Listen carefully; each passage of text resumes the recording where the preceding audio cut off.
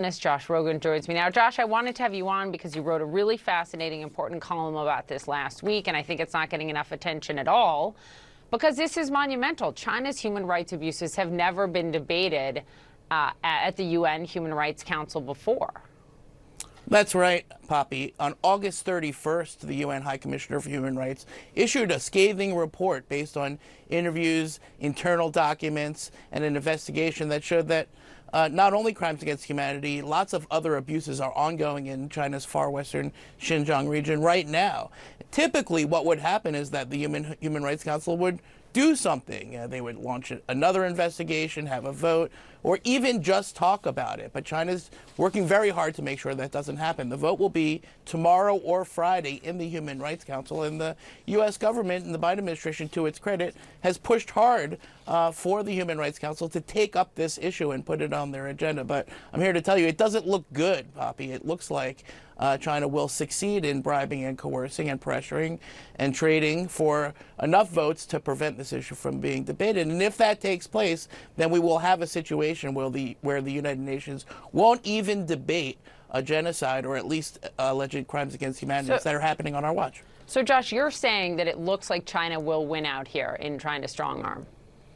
Unfortunately, I mean, we don't know. They're still working on it. It's going to be close, to be sure. There are 47 members of the Human Rights Council. Some of them are countries like Libya and Sudan and Pakistan. So these countries are not likely to stand up for human rights in the first place, which is kind of the whole hypocrisy of the Human Rights Council in the first place. Yeah. That's why the Trump administration withdrew. Pulled out. But the Biden administration came back in, and now this is a test. And if they vote against this, then it'll be pretty obvious to the critics of the Human Rights Council that it's useless. And then the Biden administration will have egg on its face. But that's not what's really important. What's really important is that the Uyghurs have a voice in international forum. And if they don't, then if they can't even get a debate, well, then their cries for help will go unheard. So let's talk about that, because that's actually what matters, Josh, is what this means for the people suffering right now. Again, I would just reiterate, it was both Mike Pompeo and then the Biden administration, so the Trump and the Biden administration, that both said, yes, China is carrying out genocide here, right, which China denies.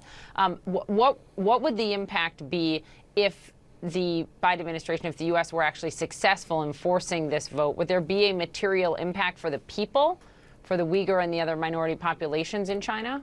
Right. I think that's a great question, because when I talk to Uyghur activists and survivors of these camps, what they say is it doesn't really, the definition of genocide, which is a legal determination, is one thing. But what they really need is action. And what they really need is some more international attention and to the suffering of their families, and they're just not getting it. So yes, if the Human Rights Council were to take up this issue, that would open up the door for a lot of other things. It would validate their claims, and it would put their issue on the map, along with a lot of other horrible human rights abuses that are going on all around the world. But it would not be enough, and it's very clear that the Biden administration has, in my view, the responsibility, but also in their own view, the duty to do other things to bring pressure on the Chinese government to stop the atrocities. That could be sanctions, that could be visa bans, that could be aid for the Uyghurs, and maybe having some of the refugees admitted to the United States. Right. None of these things are easy, but doing nothing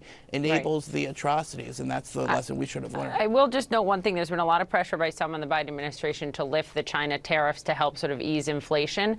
We can't forget in that debate human rights, and those tariffs on China are also, it also factors into that decision making. So, absolutely. But either human rights is a priority in our foreign policy, or it isn't. And tariffs and solar panels and all of those other things are part of the overall picture. But it doesn't make the genocide go away. It doesn't, and it's a real question of where human rights stand and what you stand for. Josh Rogin, thanks for writing it. Thanks for coming on and talking about it very much. Thank you.